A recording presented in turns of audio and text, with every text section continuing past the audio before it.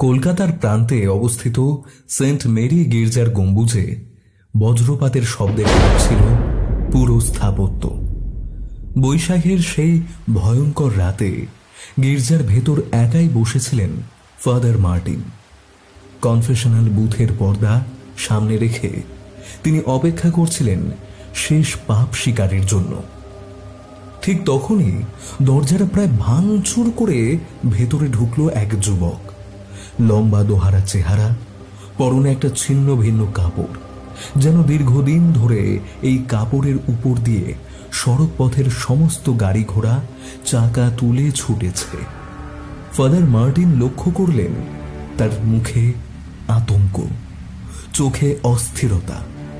সে প্রথমে চারপাশটা একটু ভালো করে দেখে নিল, তারপর ফাদার মার্টিনের সামনে দাঁড়িয়ে ফিস ফিস করে বলল, ফাদার ফাদার কেউ আমার পিছু করছে। আমি নিশ্চিত এখান থেকে আগের দিন বেরোনোর পর থেকে আমার পিছনে লোক লেগেছে। ফাদার মার্টিন শান্ত গলায় বললেন, আগে শান্ত হও, শান্ত হয়ে একটু বসো, তারপর আমার সবটা বলো। কে কি জন্য তোমার পিছু ধরেছে?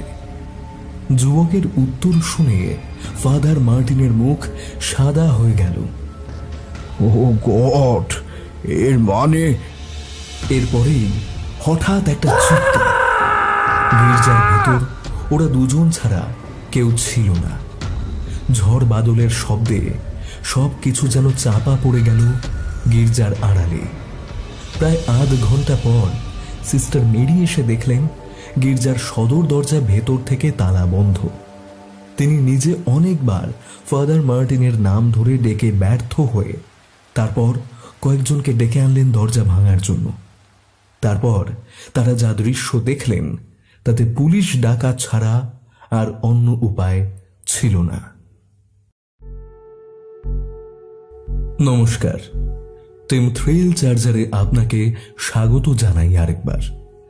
আমরা টিম থ্রিল চার্জার আজ আপনার জন্য নিয়ে এসেছি গোয়েন্দা রুদ্রপ্রিয় গিরির আরেকটি রহস্য অ্যাডভেঞ্চার। লেখক একান্তর চক্রবর্তীর কলমে গির্জার গুপ্তধন। আজকের গল্পের সূত্রধার ও গল্প পাঠে আমি অভিক।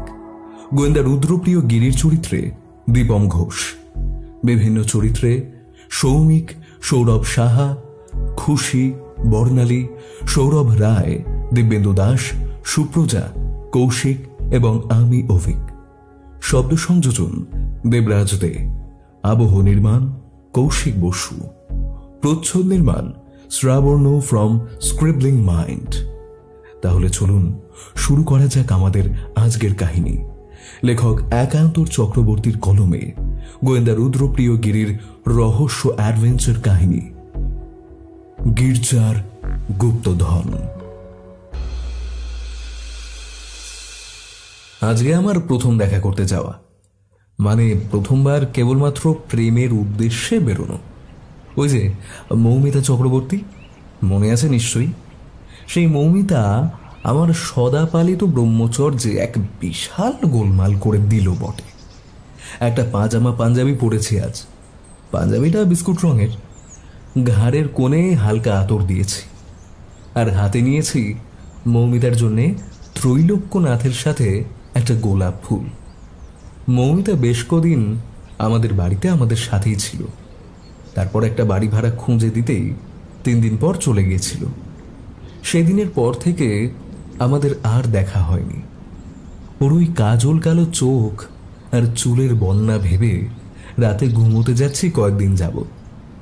ভালোবাসাটা আমার জীবনে রুদ্রর মাধ্যমেই আসায় ওকে হাজারটা ধন্যবাদ দিলেও লোকে আমায় কৃপণ বলবে।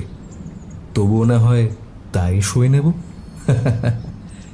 রুদ্র আমায় শিখিয়ে দিচ্ছিল কোথায় কোথায় নিয়ে যাওয়া যায়, কিন্তু আমি যা অলস তাতে হয়তো গোটা দিন প্রিন্সেপ ঘাটেই কাটিয়ে দিতে পারি।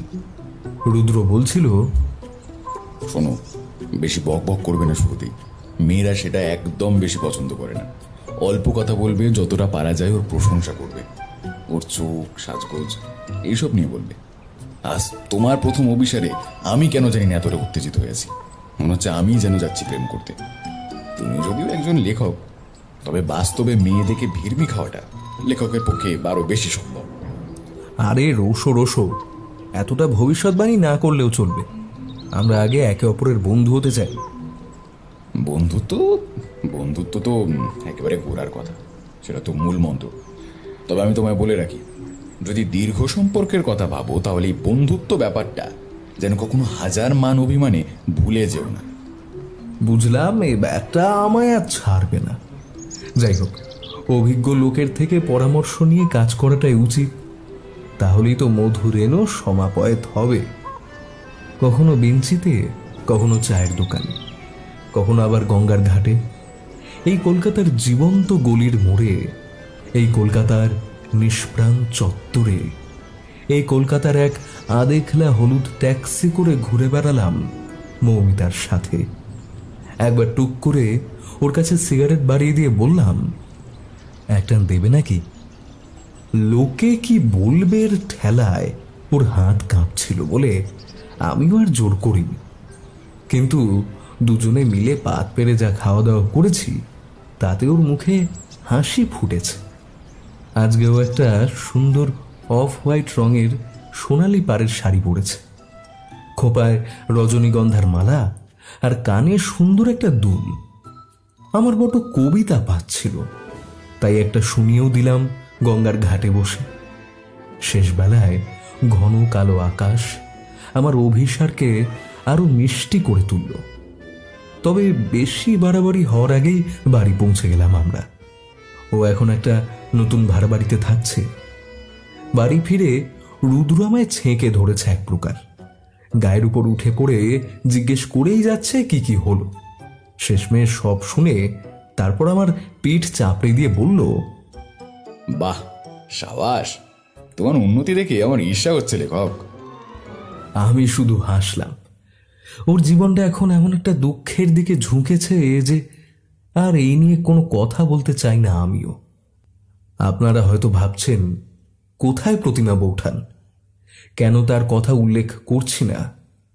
কিন্তু আসলে প্রতিমা বৌঠান, থাক, আমার আর ভাল লাগছে না এই নিয়ে কথা বলতে। তখন হয়তো রাত 9টা বাজে। বাইরে বজ্র বিদ্যুৎ সহ বৃষ্টিপাত হচ্ছে। উফ, আজকে অন্তত একটু শান্তি পাবো গরমের হাত থেকে। দুজনে হরিরামের রান্না নিয়ে বসেছি বহাল তবিয়তে খাবো বলে। আজ রাতের ভোজ একটু হালকার উপরেই আছে। রুদ্র এখন বেশি খায় না। একটা কাঁচা পেঁয়াজ, 4টে রুটি আর কুমড়ো আলুর তরকারি। তৃপ্তি করে 2টো রুটি ছেড়ে 3 নম্বর রুটি ধরেছি, এমন সময় আমাদের দরজায় টোকা পড়ল। কি ব্যাপার, এত রাতে কে এলো দেখো তো। দাঁড়াও, তুমি বসো।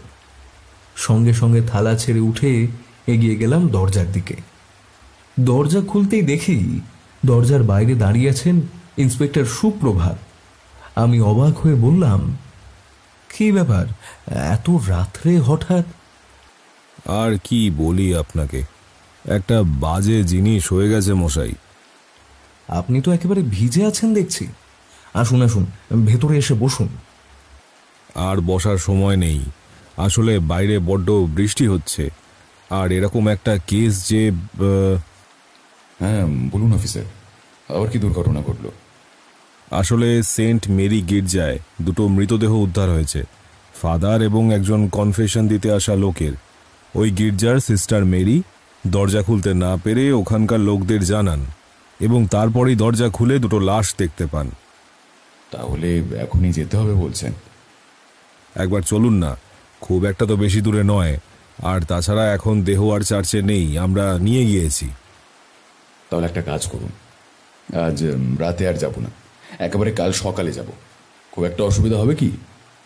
সুপ্রভাত বাবু কিছুক্ষণ কি যেন ভাবলেন, তারপর বললেন, আচ্ছা ঠিক আছে, কাল সকালে একবার টেলিফোন করবেন।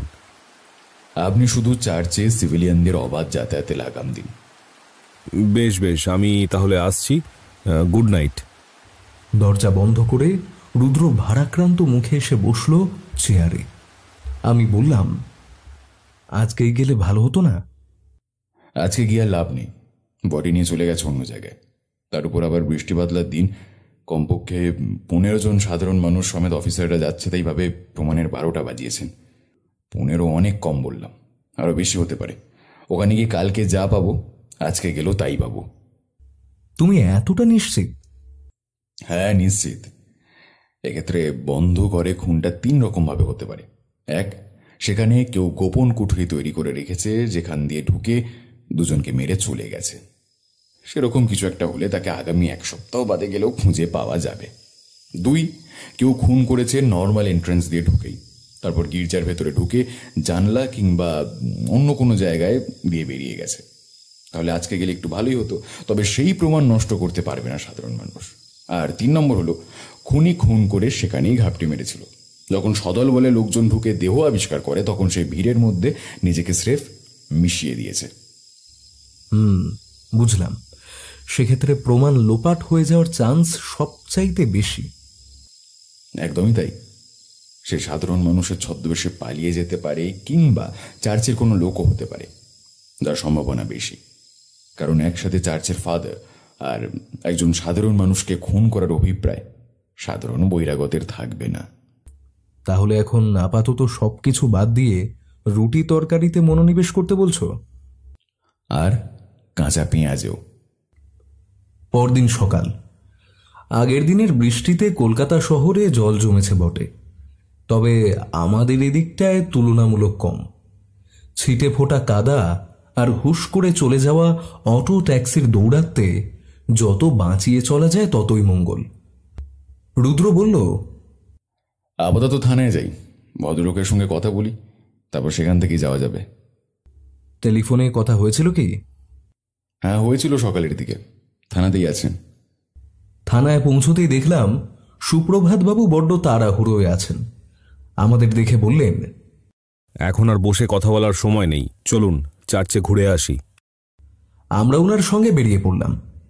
গাড়িতে উঠে ভদ্রলোক বললেন, কালকে থেকে মোটামুটি সব বন্ধ রাখা আছে, ওই যতটুকু না করলেই নয়, তাও শুধুমাত্র সিস্টার মেরিকেই ঢুকতে দেওয়া হয়েছে কনস্টেবলের উপস্থিতিতে। বাহ, বেশ ভালো করেছেন। বলছিলাম যে আমাদের একটু কালকের কেসটা নিয়ে ডিটেলসে বলুন তো, তাহলে সুবিধা হয়। ডিটেলস বলতে ফাদার মার্টিন, ওই বয়স 60-এর কাছাকাছি, ঈশ্বরের সেবায় নিয়োজিত একজন ধর্মপ্রাণ ব্যক্তি। ওনার কথা সকলেই বেশ মেনে চলে, দ্বিধা ছাড়াই। রেপুটেশন ভালো, ব্যবহার চরিত্র সবই ভালো। সিস্টার থেকে শুরু করে চার্চে আসা সিভিলিয়ান সকলেই ভদ্রলোককে শ্রদ্ধা করে। আর দ্বিতীয় লোকটা হলো খিদিরপুরের বাসিন্দা সুভাষ রদ্রিগেজ, বয়স 25। সুভাষ ছেলেটাকে খুব একটা ভালো করে এই চার্চের কেউ চেনে না, কারণ সে এখানে রেগুলার প্রেয়ার করতে আসতো না। নিতান্ত কয়েক মাস ধরে আসছে, তাও অনিয়মিত। মানে কোনো মাসে এলো না, আবার কোনো মাসে 6-7 বার এলো, এরকম টাইপ। ছেলেটার ব্যাকগ্রাউন্ড চেক চলছে, তবে পুলিশের যা তথ্য আছে তাতে 2 বার জেল খেটেছিল ছেলেটা। 2 বার জেল? কেন? একবার নেশার দ্রব্য বিক্রি করতে গিয়ে ধরা পড়ে যায়, ইল্লিগাল ধান্দা আর কি। রাস্তার মোড়ে শীতকালে মাংকি টুপি পরে পুড়িয়া বিক্রি করছিল, আর আমাদের এক পেট্রোলিং কার ধরে ফেলে। ওতে ওর জেল হয় কিছু বছরের। ও নিতান্ত একটা কর্মচারী ছিল, আসল র্যাকেটকে আজও ধরা যায়নি, বুঝলেন? আচ্ছা, বুঝলাম। আরেকবার কি কারণে ধরা পড়েছিল? আরেকবার ধরা পড়েছিল টিকিটের ঘাপলায়। সেবারে কয়েকদিনের জেল মাত্র। একসাথে অনেক টিকিট ব্ল্যাকে বিক্রি করছিল ফুটবল মাঠের বাইরে, তখন ধরা পড়ে যায়। আচ্ছা, পুলিশ ওই ড্রাগ র্যাকেটটাকে ধরতে পারেনি কেন? কোনো ট্রেস নেই ওই র্যাকেটের। কোথায় আছে, কিভাবে আছে, কেউ জানে না। আর এই ছেলেটার মুখ থেকে যা তথ্য পাওয়া গেছিল তাতেও কোনো লাভ হয়নি। ততদিনে ঘাঁটি অন্য জায়গায় সরে গেছিল। আপনার কথা যতদূর শুনলাম তাতে আমার মনে হয় সুভাষ ছেলেটির জন্যই ফাদার মার্টিনকে মরতে হয়েছিল। আর তো কোনো পসিবল এক্সপ্লেনেশন হতে পারে না দুজনের মৃত্যু। রাতের অন্ধকার, সুভাষ পালিয়ে সেফটির জন্য ঢুকে গিয়েছিল এই গির্জায়। ওকে হয়তো কেউ বা কারা অনেকক্ষণ ধরে ফলো করছিল। হয়তো ও জানতো ওর প্রাণের আশঙ্কা আছে, আর তারপরেই সেই দুষ্কৃতী খুন করে পালিয়ে যায়। যেহেতু কোনো সাক্ষী বাঁচিয়ে রাখা যাবে না, তাই ফাদার মার্টিনকেও মরতে হয়। আচ্ছা, ওই সময় তো আর কেউ ছিল না চার্চে? না, আর কেউ না। কিভাবে ভেতর থেকে চার্চ বন্ধ করে দুষ্কৃতী চলে গেল জানতে পেরেছেন? এখনো ধরতে পারিনি। সেই ব্যাপারটা আপনি ভালো ধরতে পারবেন বলে মনে হয়। ধন্যবাদ, চেষ্টা করব ভরপুর। আরও নানা কথাবার্তা চলতে চলতে আমাদের গাড়ি এসে থামল সেই গির্জার সামনে। এর দেহের গঠন দেখলে লন্ডনের স্থাপত্যের কথা মনে হয়। এ কাজ যে ব্রিটিশদের তা স্পষ্ট। মাথার উপর গম্বুজটা যেন আলাদা মাত্রা দিচ্ছে গির্জাকে। আমরা দেখলাম চারিদিক বেঁধে রাখা হয়েছে দড়ি দিয়ে। বাইরে দাঁড়িয়ে থাকা কনস্টেবল সুপ্রভাত বাবুকে সেলাম জানিয়ে সরে দাঁড়ালেন। আমরা প্রবেশ করলাম গির্জার ভেতরে। দরজার সরাসরি অনেকটা দূরে দাঁড়িয়ে আছেন স্বয়ং যিশু বা জিসাস। সাদা আর ঘি রঙের মিশ্রণে গোটা গির্জা ছেয়ে আছে। উপরে একটি সুন্দর বিশাল বপু ঝাড়বাতি ঝুলছে। সারি সারি বেঞ্চির মাঝখান দিয়ে প্রবেশ করতে হয়। আমরা তিনজন সেখান দিয়ে ঢুকতে লাগলাম। বেঞ্চি শেষ হতেই ডান হাতে রয়েছে একটি কাঠের তৈরি বুথ। না, এটি একটি কনফেশন বক্স, যেখানে মানুষ নিজের স্বীকারোক্তি জানায় ঈশ্বরের উদ্দেশ্যে। আমি বরাবর এই বিষয়টা সম্পর্কে কৌতূহলী ছিলাম, আর এই প্রথমবারের জন্য জিনিসটা চোখের সামনে দেখার সুযোগ পেলাম। একটা বেগুনি রঙের পর্দা ঝুলছে ছোট্ট জানলা থেকে। সেখান থেকে ভেতরের মানুষকে দেখা যেতে পারে। অফিসার সুপ্রভাত বাবু বললেন, এই দেখুন রুদ্রপ্রিয় বাবু, এইখানে দেহ দুটো পড়েছিল। এই যে ফাদার মার্টিনের দেহ ছিল এখানে, আর কনফেশন বুথের কাছে ছিল সুভাষের দেহ। রুদ্র ভালো করে জায়গা দুটো দেখল। হ্যাঁ, পুলিশ বিভাগের দৌলতে সেখানে চক দিয়ে দাগানো আছে মৃতদেহের অবস্থান। বেশ খানিকক্ষণ দেখে নিয়ে বলল, এখন অবধি এই দুজনের মৃত্যু কিভাবে হয়েছে সেটা কিন্তু বলেননি অফিসার। বলিনি, সুভাষের মাথার পেছনে একটা ব্ল্যান্ট অবজেক্ট দিয়ে হিট করে মারা হয়েছে, আর ফাদারের গলায় চাকু চালানো হয়েছে। আপাতত এইটাই। তার মানে খুনি অবগত ছিল দুজনের সম্বন্ধে। খুনি এদের দুজনকেই আগে থেকে চিনত। আমার অনুমান সুভাষকে আগে মারা হয়েছে মাথার পেছনে। তার বয়স অল্প, সে হয়তো খুনিকে থামিয়ে দিতে পারত, তাই তার মাথায় পিছন থেকে আঘাত করা হয়। হ্যাঁ, পেছন থেকে ছুরিও চালানো যেতে পারত, আর তারপর সামনে থেকে ফাদার মার্টিনকে খুন করা হয়। আমার মনে হয় সুভাষ খুনিকে ঘায়েল করে দিতে পারত ওরকম সিচুয়েশনে, সেই জন্য খুনি অতটা ঝুঁকি নেয়নি, তাকে পেছন থেকে শেষ করে দিয়েছে। সেটা হতে পারে। এদের দুজনের মৃতদেহের মধ্যে দূরত্ব আছে। সুভাষের দেহটা কনফেশন বুথের অনেকটা কাছে পড়েছিল, আর ফাদারের দেহটা পড়েছিল বেঞ্চির কাছাকাছি। তার মানে ফাদারের সঙ্গে খুনির ওই সময় হয়তো কিছু কথাবার্তা হয়েছিল। কথাবার্তা? কেন? কি নিয়ে? জানি না, সেসব তদন্ত সাপেক্ষ। কিন্তু ফাদারের দেহটা অত দূরে থাকার মানে একটাই দাঁড়ায়, ফাদারের সঙ্গে বেশ কিছুটা সময় কাটিয়েছিলেন খুনি। আপনি তো ক্রাইম স্পট দেখেই খুনের হাইলাইটস বলে দিচ্ছেন।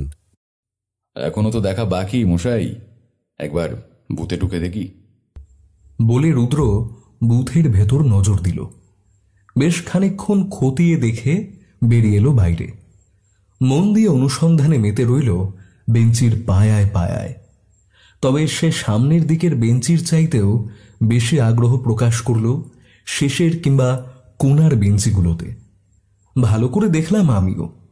তারপর বড় বড় খাম্বাগুলোর পেছনেও চোখ রাখল। এইভাবে মিনিট 15 চলার পর রুদ্র বলল, এখানে আপাতত আপনার আর কাজ নেই, সবটাই দেখে নিয়েছি। অফিসার, আমার মনে হয় একবার এই চার্চের সকলের সঙ্গে আমার কথা বলা দরকার।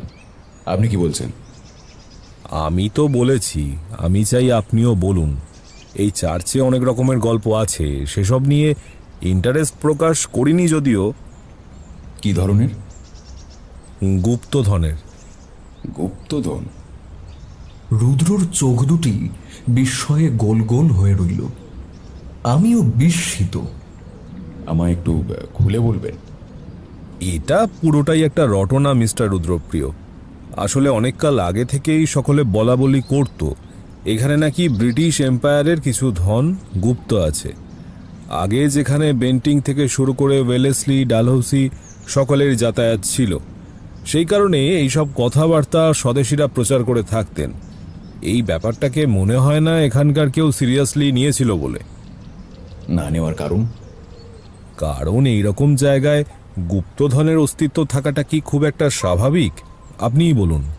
খোদ কলকাতার বুকে লুকিয়ে আছে গুপ্তধন। ব্যাপারটা কেমন খেলো খেলো লাগছে না ভৌগোলিকভাবে? আপনি কি ভাবেন সব গুপ্তধন গৌড়ের, মুঘল দরবারে কিংবা বিহারের তলায় পাওয়া যাবে? এই ব্যাপারটাকে যদি কেউ সিরিয়াসলি নিয়ে থাকে তবে? সেই জন্যই তো বলছি, আপনি কথা বলুন সবার সঙ্গে। একমাত্র আপনিই পারবেন খুনির পেট থেকে কথা বের করতে। আপনার বিশ্বাসের জন্য ধন্যবাদ, তবে কাজে দেরি না করে একটা ব্যবস্থা করে ফেলা যাক। আপনারা আপনাদের মতন তদন্ত করুন আর ব্যবস্থা করুন সকলের সঙ্গে মুখোমুখি কথা বলার। হ্যাঁ, একদম। ফাদার মার্টিনের ফ্যামিলি লাইফ সম্পর্কে কিছু জানেন? বিপত্নিক, সন্তানহীন। বহু বছর আগে স্ত্রী মারা যাওয়ায় সামনের কবরস্থানে স্ত্রীকে শুইয়ে রেখে উনি ধর্মপ্রাণ হয়ে যান। আপনাকে তো বলেছি উনি কতটা সজ্জন ব্যক্তি ছিলেন। বেশ, আর বাকি কথা তো গাড়িতেই হলো। তাহলে আমরা এবার আসি। হ্যাঁ চলুন, আপনাদের ছেড়ে দিয়ে আসছি। বাড়িতে ফিরে রুদ্র বসল চেয়ারে হেলান দিয়ে। আমি আমাদের দুজনের জন্যে 2 কাপ কড়া করে চা বসিয়েছিলাম। চায়ের কাপে চুমুক দিয়ে শুরুপ করে একটা শব্দ করে রুদ্র বলল, বৃশ্চিক, এই কেসটা বড্ড সহজ কেস বলেই মনে হচ্ছে আপাতত। আমি হয়তো ফন্দিটা ধরে ফেলেছি ওদের। আমি চায়ের কাপ নামিয়ে রেখে খবরের কাগজটা হাতে নিয়ে বললাম, কি ফন্দি? দেখো, গুপ্তধন ব্যাপারটা এতক্ষণে আমার অপূর্ণ সমীকরণে পূর্ণতা দিল। মনে হচ্ছিল কোথাও যেন একটা বড় কিছুর প্রচেষ্টার ফলেই দুটো খুন। একটা বড় কারণ থাকতে হবে এদের দুজনকে খুন করার। ভাবো, মেঝেতে দুজনের লাশ পড়ে আছে।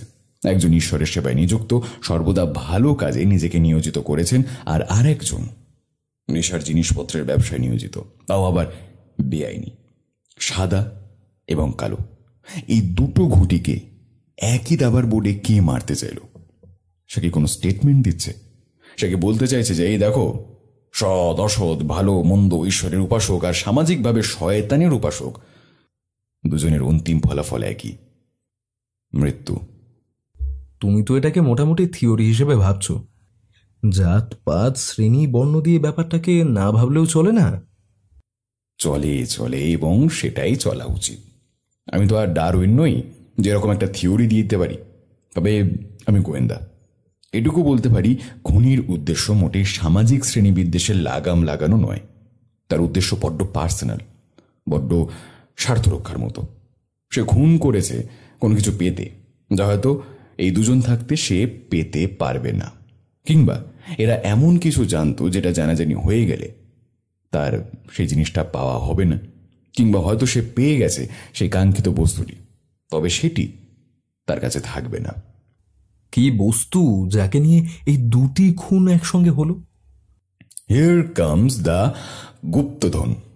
গুপ্তধন সত্যি কিনা মিথ্যে তা আমার জানা নেই, কিন্তু এটাকে যে কেউ বা কারা সত্যি মনে করত এটুকু বলতে পারি। এখন দেখা যাক কে বা কারাই গুপ্তধনের অস্তিত্বকে আদতেই বিশ্বাস করে। এখনো ময়নাতদন্তের রিপোর্ট আসেনি। ইন্সপেক্টর বন্দোবস্ত করলেন এই চার্চের সকলকে একত্রিত করার। সুপ্রভাত বাবু বললেন, রুদ্রপ্রিয় বাবু, আপনি যেমনটা বলেছিলেন তেমনটাই করা হয়েছে। এখানে চার্চের সকলেই আছে, একেবারে পরিচারক থেকে শুরু করে ফাদার পর্যন্ত সবাই। আপনি এবার তাহলে কাজটা শুরু করে দিন। বেশ বেশ। আর এই সুভাষের ব্যাকগ্রাউন্ড চেক করে নতুন কিছু পেলেন? না, নতুন কোনো খবর নেই। তবে ও খিদিরপুরে যেখানে থাকতো সেখানকার লোকেরা জানিয়েছে যে বেশ কিছুদিন ধরে নাকি ও কেমন অদ্ভুত আচরণ করত। মানে ওই রেগে যাওয়া অল্পতে, খাওয়া দাওয়া কম করা, চোখে কিরকম আগুন একটা ভাব ছিল। কেউ কিছু জিজ্ঞেস করলে কিছু বলতো না, খালি নাকি মিটিমিটি হাসতো। এটা সেলুনের যতীন থেকে শুরু করে বাড়িওয়ালা রথিন অবধি সবাই বলেছে। বুঝলাম।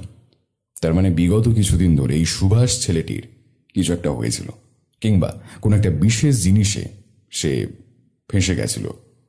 সেটা জানা যায়নি এখনো, তবে আশা করি খুব শিগগিরই খবর পাবো কারো না কারোর থেকে। উত্তর পেলে ভালো, নাহলে আমাকেই বের করতে হবে। আচ্ছা, তাহলে এবার সবার সাথে কথা বলা যাক। বেঞ্চিতে বসে আছে 9 জন মানুষ। এই 9 জন মিলেই আপাতত চার্চের সমস্ত দায়ভার চালায়। 10ম ব্যক্তি অর্থাৎ ফাদার মার্টিন কিছুদিন আগেই পরলোক গমন করেছেন। রুদ্র সবার সামনে গিয়ে বলল, দেখুন, আপনারা সবাই চার্চের একনিষ্ঠ কর্মী, যারা নিজেদের প্রাণ সঁপে দিয়েছেন খ্রিস্টের সাধনায়। আপনাদের নতুন করে বাইবেল ছুঁয়ে কিছু বলতে বলবো না। আপনারা যা বলবেন আমার চোখের দিকে তাকিয়ে ফাদার মার্টিনের ওপর শ্রদ্ধা রেখে আমি তাই বিশ্বাস করব। তাই আরেকবার বলছি, সকলে চেষ্টা করবেন সত্যিটা বলার, সেটা যতটাই ভালো আর যতটাই খারাপ হোক না কেন। আমি আর সুপ্রভাত বাবু একে অপরের দিকে অবাক চোখে তাকালাম। এভাবে রুদ্র সত্যি মিথ্যের কথা কেন বলছে? রুদ্র বলল, সুপ্রভাত বাবু, আমি একে একে সকলের সাথে কথা বলতে চাই, সকলের সাথে একসাথে নয়। দেখলাম আস্তে আস্তে সুপ্রভাত বাবু পাশের একটা ছোট্ট করিডোরে সকলের বসার ব্যবস্থা করলেন। আমি, সুপ্রভাত বাবু এবং রুদ্র 3 জনে বসেছিলাম চার্চের ভেতর। 3 জনের সামনের একটা বেঞ্চে বসে আছি মুখ উল্টো দিকে করে, আর পেছনের বেঞ্চে আমাদের দিকে মুখ করে বসে আছেন সিস্টার মেরি। রুদ্র শুরু করল, নমস্কার সিস্টার, আমরা শুনেছি আপনি ফাদার মার্টিনের খুব ঘনিষ্ঠ ছিলেন, মানে আপনি তার সঙ্গে সঙ্গেই থাকতেন। হ্যাঁ, ঠিকই শুনেছেন। ফাদারের বয়স হচ্ছিল, আর সবকিছু তিনি আগের মতো নিজে নিজে করতেও পারতেন না। তো ওই রাতে যখন ফাদার মার্টিন আর সুভাষ বদ্ধ দরজার ভেতরে মৃত অবস্থায় পড়েছিল, তখন সর্বপ্রথম আপনি চার্চে গেছিলেন, তাই তো? কেন? আমার একটা জরুরি দরকার ছিল। আসলে ওই রাতে ঝড় বৃষ্টিতে আমাদের সমস্ত বাতি শেষ হয়ে গিয়েছিল, তাই বাধ্য হয়ে আমার মোমবাতি আনতে যেতে হয়। আমাদের কারোর ঘরে কোনো মোমবাতি ছিল না, সেই কারণেই। আচ্ছা, বুঝলাম। তাহলে আপনি ওই সময় ঘরে কি করছিলেন? আমি আর লীলা দুজনে একসাথেই ছিলাম। আমি লীলার চুল আঁচড়ে দিচ্ছিলাম, আর ওর সাথে ঈশ্বরের কথাবার্তা, জীবনের কথাবার্তা এসব আলোচনা করছিলাম। আপনি কত বছর ধরে এখানে আছেন? তা আছি প্রায় বছর 15 হবে। আপনার চেয়েও পুরনো এখানে কজন আছেন? ফাদার মার্টিন ছাড়াও ফাদার থমাস, ফাদার গোমেজ আর সিস্টার লুসি। আচ্ছা, তা আপনার কি এখানে কারোর ওপর সন্দেহ হয়? সন্দেহ? না না, সন্দেহ তো কারোর উপরেই হয় না। কার উপরেই বা সন্দেহটা করব বলুন? ফাদারকে সকলে সম্মান করত, নিজের গার্জিয়ানের চোখে দেখত, তাই। তবুও হয়তো কোনো ব্যক্তিগত কারণে কিংবা এই চার্চের ভালোর জন্য কখনো কেউ ফাদার মার্টিনের বিরুদ্ধে এমনটা করতে পারে? না, আমি তা একেবারেই বিশ্বাস করি না। আমারও মনে হয় ওই সুভাষ বলে যে লোকটা সেদিন এসেছিল, তার কারণেই কিছু একটা হয়েছে। আপনার এমন মনে হওয়ার কারণ? আর কি মনে হবে বলুন? একটা শান্তশিষ্ট লোক এতগুলো বছর ধরে এই চার্চের জন্য করে গেল, তারপর কে তাকে খুন করতে যাবে? ওই সুভাষের তো ইতিহাস খুব একটা ভালো নয়, যা শুনলাম। ওর জন্যই হয়তো কেউ এসেছিল, তারপর ফাদারকে মেরে দিয়ে চলে গেছে। ওই সুভাষের কপালে কালশিটের দাগ একটা আছে, আর মুখটাও কেমন শয়তানের মতো। ও হয়তো কোনো ডেভিল ছিল। তাই বুঝি? আপনারা কি ধর্মীয় শক্তিতে এমনটা দেখতে পান? না, তা পাই না, তবে ওকে দেখে আমার খুব একটা সুবিধের মনে হয়নি। আচ্ছা, আপনার মতে কেউ সুভাষের পেছন পেছন এসে দুজনকে খুন করে দিল। প্রশ্ন হচ্ছে, তাহলে সে অজ্ঞাত খুনি পালালো কি করে? হয়তো ওইদিকে জানলা দিয়ে পালিয়ে গেছে, তারপর ওখানে কোনো মতে জানলাটা বন্ধ করে দিয়েছে। বুঝলাম। তা আপনাদের সকলেরই কি এমনটাই মতামত? তা আমি জানি না, আমি শুধু আমার মতামতটাই বললাম। আপনি কি সুভাষ রড্রিগেজের ব্যাপারে কিছু জানেন? ওকে কয়েকদিনই মাত্র দেখছি, এমন নয় যে প্রতি সপ্তাহে এসেছে। হয়তো 9 মাসে 6 মাসে একবার এলো, মুখটাও তো অতটা মনে ছিল না। আচ্ছা, আপনি কি গুপ্তধন সম্পর্কে কিছু জানেন? শুনলাম এই চার্চে গুপ্তধনের ব্যাপারে সবার নাকি একটা ভ্রান্ত বিশ্বাস আছে। গুপ্তধন নিয়ে সবাই যে কেন এত মেতে ওঠে আমি জানি না। আমিও এখানে আসার পর ওসব শুনেছিলাম, কিন্তু বিশ্বাস করুন এই চার্চে গুপ্তধন নেই। অনেকে তো অনেকবার খোঁজার চেষ্টা করেছে, কেউ কি কিচ্ছু পেয়েছে? ওটা গুপ্ত রাখে বলি তো ওটার নাম গুপ্তধন, তাই না? হয়তো সেটা আমাদের অগোচরে রয়ে গেছে এবং কেউ সেটা খোঁজার চেষ্টা করছে। চেষ্টা তো অনেকেই করেছে। আজ থেকে প্রায় 10 বছর আগে ফাদার ব্রায়ান গুপ্তধনের খোঁজে পাগল হয়ে গিয়েছিলেন। বুঝলাম। আপনি এখন যেতে পারেন সিস্টার, আর দয়া করে একটু রিপনকে পাঠিয়ে দেবেন। ভদ্রমহিলা বেরিয়ে গেলে পরবর্তী ডাক পড়ল রিপনের। রিপন ছেলেটি এখানে বিভিন্ন রকমের কাজ করে, জলটল বয়ে দেওয়া থেকে শুরু করে যাবতীয় ভারী কাজ অবধি। বয়স 20-র কাছাকাছি, লম্বা কিন্তু চওড়া নয়, ঠোঁটের উপর হালকা গোঁফের রেখা উকি দিচ্ছে, আর একটা বাসন্তী ফতুয়া পরনে। আমাদের সামনে এসে সে যথেষ্ট চেষ্টা করল স্বাভাবিক থাকার, কিন্তু তার চোখে মুখে যে চিন্তা ফুটে উঠেছে তাকে প্রকাশ করতে বাধ্য হল। তিরতির করে কাঁপছে চোখের পাতা, ফরফর করে মাঝে মাঝে কাঁপছে ঠোঁট। সামগ্রিক একটা অস্থিরতা আঙুলগুলোকেও একটু নাড়িয়ে দিচ্ছে। আমি বললাম, তোমার কি অসুবিধা হচ্ছে? জল খাবে? সে যেন একটু বেখেয়ালে ছিল, অন্যমনস্কতার সঙ্গে বলল, না না, সেসব না, বলুন কি জানতে চান। রুদ্র বলল, তুমি চাইলে একটু সময় নিতেই পারো, আমাদের কোনো তাড়াহুড়ো নেই, এখনো অনেকের সঙ্গে কথা বলা বাকি আছে। না না, আমায় আবার বোনকে স্কুলে দিতে যেতে হবে, তারপর বাবার জিনিসটা দোকানে নিয়ে যেতে হবে, আমায় বেরোতে হবে স্যার। ও, তোমার বোন কোন স্কুলে পড়ে? এই পাশের পাড়ায়। আর বাবার কি জিনিস দিতে যেতে হবে দোকানে? জিনিস বলতে আমরা ঘরে ঠোঙা বানাই। বাবার বুকে অসুখ হওয়ার পর থেকেই পুরো পরিবার ধসে যায়, তাই ঘরে বসে ঠোঙা বানাতে শুরু করে বাবা আর মা, ওগুলো দোকানে দিতে হয়। ও, বুঝেছি, সেসব তোমার ব্যক্তিগত ব্যাপার। বলছিলাম যে ফাদার মার্টিনের সঙ্গে তোমার সম্পর্ক কেমন? ভালোই, উনি আমায় নিজের ছেলের মতন ভালোবাসেন, সবাইকে সান বলেই ডাকতেন। হ্যাঁ, অবশ্য মেয়েদের আলাদা। উনি খুব ভালো লোক ছিলেন স্যার। তুমি এখানে কেমন পয়সা করি পাও? চলে যায় স্যার। সিস্টার মেরির সঙ্গে ফাদারের সম্পর্ক কেমন ছিল? আমার সামনে তো কখনো কোনো ঝামেলা দেখিনি, সবাই একসঙ্গে ভালোভাবেই থাকতেন।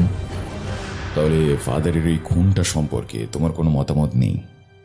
এই অজ্ঞাত একটা লোক যার নাম সুভাষ, সে হঠাৎ সে রাতে এলো আর দুজনেই খুন হলেন। এটা কেমন একটা লাগছে না তোমার? সত্যি বলতে স্যার, ভয় ভয় তো লাগছে। এটা শুনে ভয় লাগছে এই ভেবে যে যদি খুনি আমাকেও মেরে ফেলে, আমি তো বুঝতেও পারবো না এই চার্চে সে আছে কিনা। বুঝলাম। তার মানে তোমার থেকে তেমন কিছু উদ্ধার করা যাবে না। আচ্ছা, বলতে পারো ফাদার মার্টিনের সঙ্গে কারোর ঝগড়া ঝামেলা ছিল কিনা? কারোর ঝগড়া ঝামেলা ছিল কিনা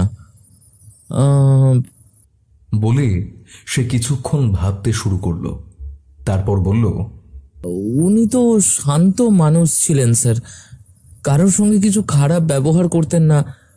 তবে একবার ফাদার গোমেজের সঙ্গে কিছু একটা বিষয় নিয়ে হালকা লেগেছিল, মানে ফাদার মার্টিন তাকে বোধহয় বকাবকি করেছিলেন, তাই ফাদার গোমেজ একটু চুপচাপ থাকতেন।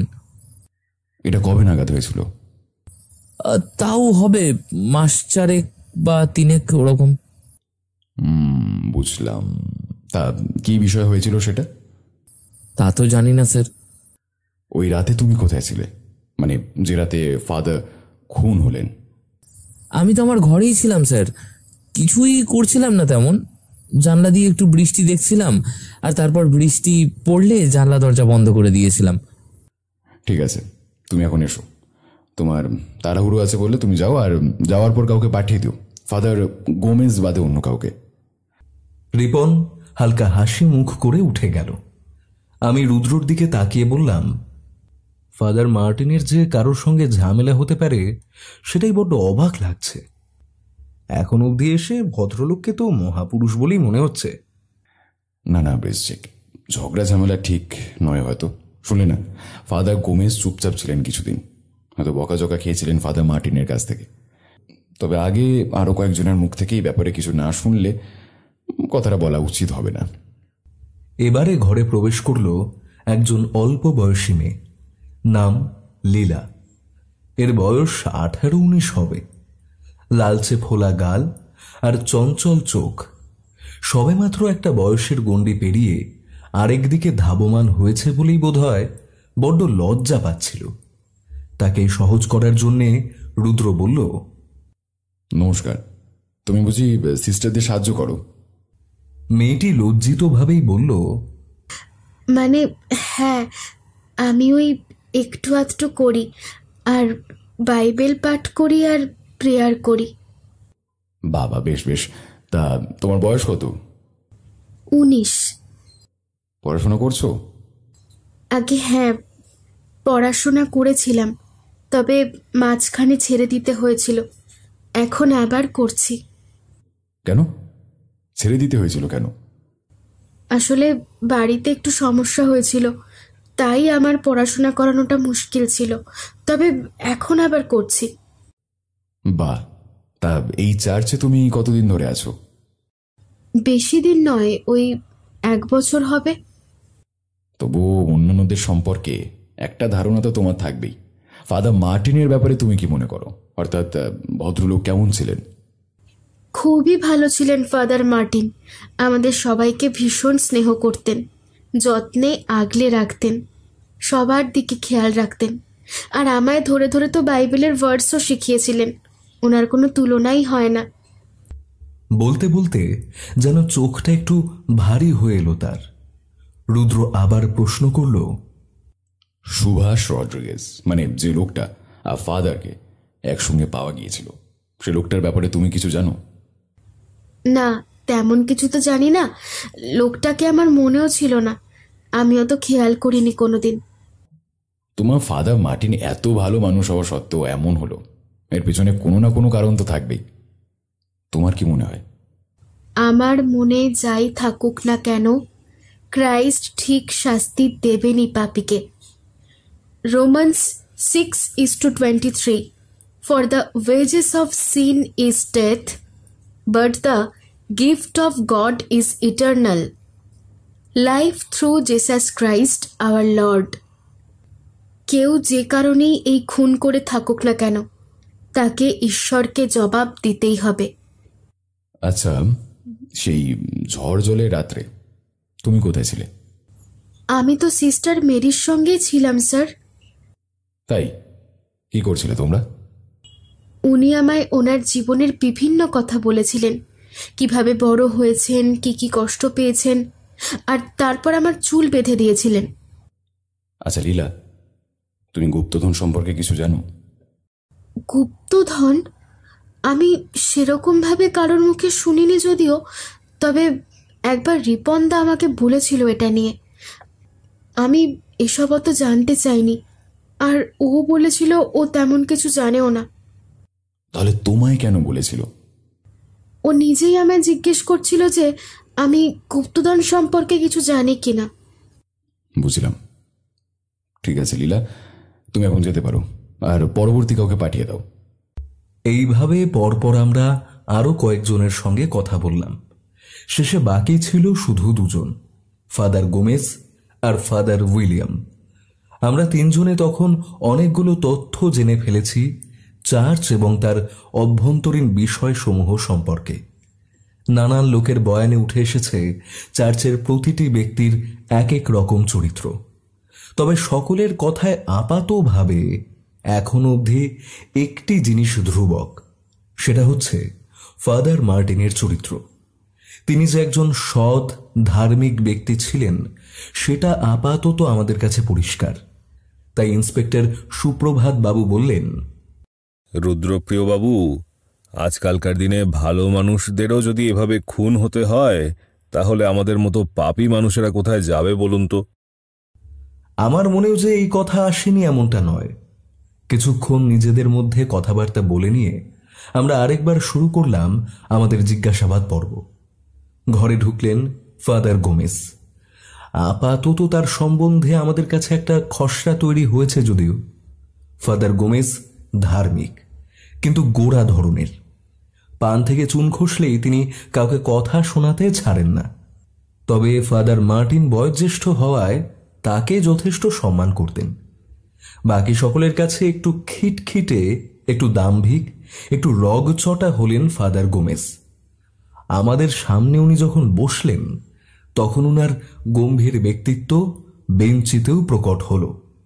ব্যস্ত সমস্তভাবে বললেন, আপনারা তো সকাল থেকে নানান প্রশ্ন করেই যাচ্ছেন, এখনো কি রেজাল্ট পেলেন? রুদ্র বলল, Galatians 6:9 And let us not be weary in well-doing, for in due season we shall reap, if we faint not. কাজটা আপাতত করেই যাই নাকি, ফল নিশ্চয়ই হাতে নাতে চলে আসবে, তাই না?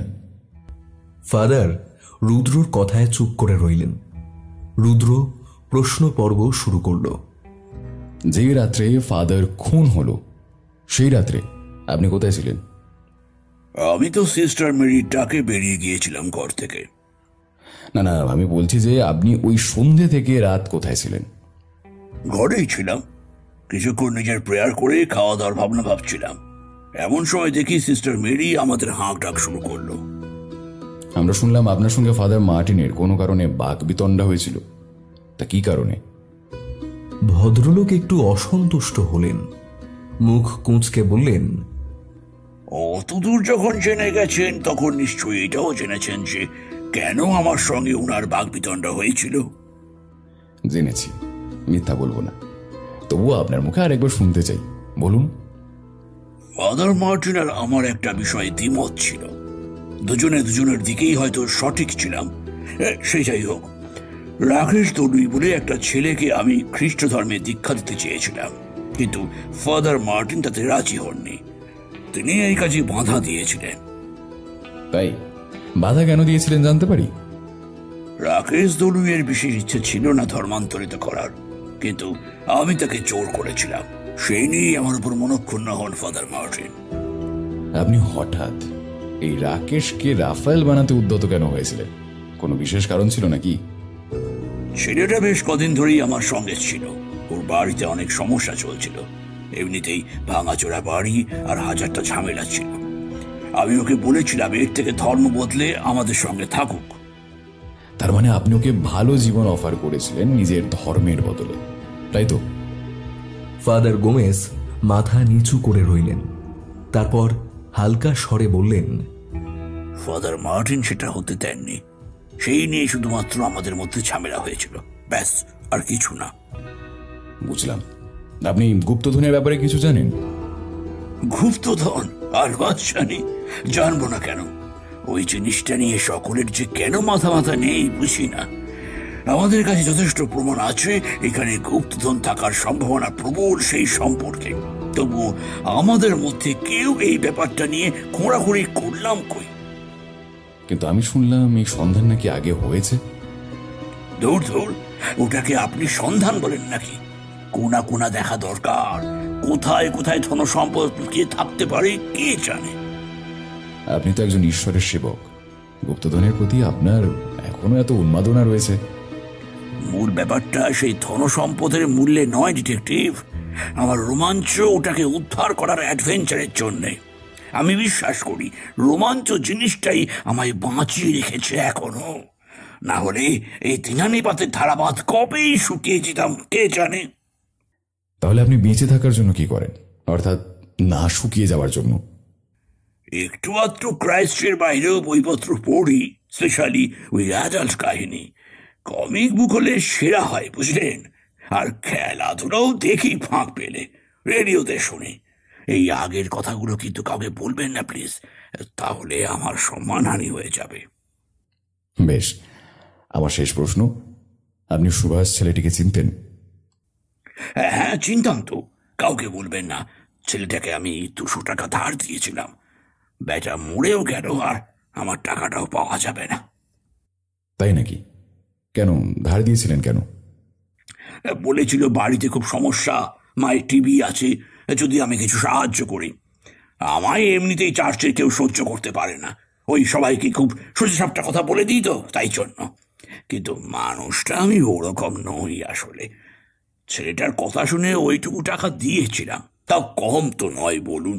হ্যাঁ, তবুও গড তাকে বাঁচালেন না, হয়তো ওর সময় শেষ হয়ে এসেছিল। আপনার সঙ্গে কথা বলে খুব ভালো লাগলো। এবার দয়া করে যদি ফাদার উইলিয়ামকে পাঠিয়ে দেন। ফাদার গোমেজ বেরিয়ে গেলেন ঘর ছেড়ে। আমি রুদ্রর দিকে তাকিয়ে বললাম, ইনি তো খুবই সরল সাদাসিধে বেরোলেন। এনার সম্বন্ধে আগে যা শুনছিলাম তার থেকে তো মানুষটা অনেকটা আলাদা। এনার মনের আগল ভেঙে ফেলাটা খুব কঠিন কাজ নয়, তবে সামলে বৃশ্চিক, আমরা কিন্তু আপাতভাবে ইনোসেন্ট মানুষদেরকেও মুহূর্তে বদলে যেতে দেখেছি। এবার ঘরে প্রবেশ করলেন ফাদার উইলিয়াম। 6.5 ফুট উচ্চতার, ফর্সা, চওড়া, মেদবিহীন সুঠাম চেহারার অধিকারী। টিকালো নাক, খুদে স্পষ্ট চোখজোড়া যেন সতর্ক ঘুঘুর ন্যায় জাজল্যমান। ঠোঁটজোড়া ঈষৎ ফাঁক করে হালকা হেসে বললেন, নমস্কার, may God bless you all, amen. আমরা তিনজনে মাথা নাড়িয়ে একে অপরের দিকে তাকালাম। জানি না এমন মুহূর্তে কি করতে হয়। রুদ্র বলল, নমস্কার নমস্কার, আমি গোয়েন্দা রুদ্র প্রিয়গিরি। আপনি অনেকক্ষণ অপেক্ষা করছেন আমাদের জন্য, সেই জন্য আমরা দুঃখিত, তবে আমরা বেশি সময় নেব না। না না, একদম দুঃখিত হবেন না মিস্টার। আমাদের সকলের প্রিয় ফাদার মার্টিনের মৃত্যুর তদন্তের জন্য একদিন কেন, 1000 দিন হলেও আমরা ব্যয় করতে রাজি আছি। আমাদের সবাইকে উনি এক সুতোয় গেঁথে রেখেছিলেন পরম যত্নে। চারিদিক থেকে ছড়িয়ে ছিটিয়ে আসা বিভিন্ন মূলের ব্যক্তিদের উনি পরিবার বানিয়েছে। উনি সত্যি সত্যি আমাদের সকলের ফাদার ছিলেন।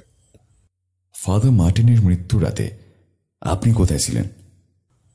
আমি আমার ঘরে বসে বই পড়ছিলাম, একটি ক্যাথলিক বই। ফাদার মার্টিন আমায় উপহার দিয়েছিলেন বইটি। ভদ্রলোক যে কি ভালো ছিলেন। আপনি খুবই ইমোশনাল হয়ে পড়েছেন, বুঝতে পেরেছি। এখন অবধি ফাদার মার্টিনের ব্যাপারে যা শুনেছি তাতে আমরাও ওনার প্রতি শ্রদ্ধা জ্ঞাপন করার ত্রুটি রাখিনি। আমার মনে হয় উনি যেখানেই আছেন ঈশ্বরের নিকটেই আছেন। তবে আমার প্রশ্ন একটু ভিন্ন ধরনের। ওনার সঙ্গে আরেকজনের দেহ পাওয়া গিয়েছিল, নাম সুভাষ রড্রিগেজ। তার ব্যাপারে আপনি কিছু জানেন? সুভাষ রদ্রিগেজকে খুব একটা দেখা যায়নি এই চার্চে। ওর মুখটা মনে রাখাটাও খুব দুষ্কর সেই কারণে। তবে সেদিন ওর মুখটা দেখে আমার ওর একটা ঘটনা মনে পড়ে গিয়েছিল। কি ঘটনা? একদিন সন্ধ্যাবেলায় ওই 3-4 মাস আগে সুভাষ ছেলেটি এসেছিল আমাদের চার্চে। ওর চোখ মুখ বড্ড উত্তেজিত ছিল, হাঁপাচ্ছিল, কাঁপছিল, যেন ভীষণ কঠিন কিছু একটা হয়েছে। আমার চোখ যায় ওর দিকে। আমি যখন ওকে বলি যে, son, do you need any help, তখন দেখি ওর জামার ডান দিকে রক্ত। কোনো মতে ওটাকে চেপে ধরে রেখেছে সে। আমি অবাক হয়ে তাকাতেই দেখি আমি সরিয়ে পালিয়ে গেল চার্চ ছেড়ে। মাটিতে কয়েক ফোঁটা রক্ত পড়েছিল, সেটা মুছিয়ে দেওয়ার ব্যবস্থা করলাম আমি। যেহেতু ওর নাম জানতাম না, তাই কাউকে ওর ব্যাপারে আর বলতেও পারিনি। ওই সময় আপনি ছাড়া আর কেউ ছিল? আর কেউ ছিল কি না সম্ভবত মেরি। হ্যাঁ হ্যাঁ হ্যাঁ, সিস্টার মেরি ছিল, আর কিছু সাধারণ ব্যক্তি ছিল। উনিও দেখেছিলেন সুভাষের পালিয়ে যাওয়া? হ্যাঁ দেখেছিল। আমি আর মেরি আলোচনা করেছিলাম এই নিয়ে, তারপর বিভিন্ন কাজে আর মনে থাকেনি বিষয়টা। সুভাষ ছেলেটি তাহলে এর আগেও ভীষণ বিপজ্জনক অবস্থায় এখানে এসেছিল, কিন্তু কেন? ও কি ঈশ্বরের কাছে সাহায্য চাইতে এসেছিল, নাকি কোনো পার্টিকুলার মানুষের কাছে এসেছিল? তারপর বেশ কয়েক মাস বাদে, অর্থাৎ গত পরশু রাতে, এই ছেলেটি এখানে এলো ভীষণ দুর্যোগের মধ্যে। আর তারপর নিজে তো খুন হলোই, সঙ্গে ফাদার মার্টিনও খুন হলেন। এই ব্যাপারটাকে আপনি কোন দৃষ্টিভঙ্গিতে দেখবেন ফাদার উইলিয়াম? ব্যাপারটা আপনি খুব ভালো বলেছেন মিস্টার। আখেরে তো কোনো দিকে গিয়েই সমাধান পাচ্ছি না। তাহলে আপনি বলতে চাইছেন সুভাষ ছেলেটি এখানে কারো থেকে সাহায্য পেত? আচ্ছা, ওই সময় মানে যখন আপনি উদ্ধার করলেন যে সুভাষ গভীরভাবে আহত হয়েছে, তখন সে কি কারোর সঙ্গে দেখা করার কথা বলেছিল? না, বলেনি। আপনি কি কথা ফাদার গোমেজকে জানিয়েছিলেন কিংবা ফাদার মার্টিনকে? না, বেমুক্কা ভুলে গিয়েছিলাম। ব্যাপারটা জটিল হয়ে যাচ্ছে এবার। ঠিক আছে ফাদার, আপনি এবার আসতে পারেন, আর আমরাও বাড়ির দিকে রওনা দেব। আপনাদের সকলের সহযোগিতার জন্য অসংখ্য ধন্যবাদ। বৃশ্চিক, সুপ্রভাত বাবু, এবার আমাদের বেরোনো উচিত। এখনই আমায় ব্যাপারটা ভাবতে হবে, নাহলে আমি জটিলতা কাটাতে পারবো না। সকলকে ধন্যবাদ জানিয়ে আমরা বেরিয়ে এলাম চার্চ থেকে। গাড়িতে যাওয়ার সময় রুদ্র বলল, ইন্সপেক্টর, আপনার কাছে নিশ্চয়ই লিস্ট রয়েছে মৃতদেহ থেকে উদ্ধার হওয়া জিনিসপত্রের? হ্যাঁ, সে তো থানায় রয়েছে অবশ্যই। ওখানে দেখবেন ফাদার মার্টিনের রজারিটা মিসিং আছে। আমি অবাক হয়ে বললাম, রোজারি বলতে সেটা কি? রজারি, গলায় মাদুলি করা ক্রস। চার্চের সঙ্গে জড়িত প্রত্যেকের কাছে একটা করে রজারি অবশ্যই থাকে, এবং যদি সে ফাদার হয় তাহলে তার ক্ষেত্রে তা বাধ্যতামূলক। সুপ্রভাত বাবু অবাক হয়ে বললেন, আপনি কি করে জানলেন ফাদার মার্টিনের রোজারি মিসিং? কারণ তার রজারি রয়েছে আমার কাছে। আমি আর ইন্সপেক্টর অবাক চোখে তাকালাম রুদ্রর দিকে। এসব কি বলছে ও? ওর মাথাটা ঠিক আছে তো? আমি অবাক কণ্ঠে বললাম, তোমার কাছে ফাদার মার্টিনের রোজারি কিভাবে আসবে? গতকাল যখন আমি গোটা চার্চ ঘুরে খুঁজে বেড়াচ্ছিলাম কিছু না কিছু সূত্র, তখনই একটা বেঞ্চির তলায় ওটা পেয়েছিলাম। আজকে পুরো দিন জুড়ে শুধু এটাই বোঝার চেষ্টা করছিলাম যে রজারি ক্রসটা এদের মধ্যে কার, কিন্তু টের পেলাম এটা আসলে ফাদার মার্টিনের। তাহলে তুমি কি কেসের সমাধান করে ফেলেছ? না, এখনো না। আমার এখন অনেকটা চিন্তা করতে হবে, একটু খাতা পেন নিয়েও বসতে হতে পারে। রুদ্রর ঘরের দরজা বন্ধ। আমি এই ঘরে বসে চূড়ান্ত উত্তেজনার সঙ্গে ভেবে চলেছি এই কেসটা নিয়ে। সন্দেহের দৃষ্টি অনেকের দিকে, তবু অনেককে এড়িয়ে চোখ চলে যাচ্ছে বারবার রোজারি ক্রসটার অদ্ভুতরে উপস্থিতির দিকেই। কিভাবে ফাদারের ক্রস ওই অবধি গিয়েছিল এটা একটা রহস্য বটে।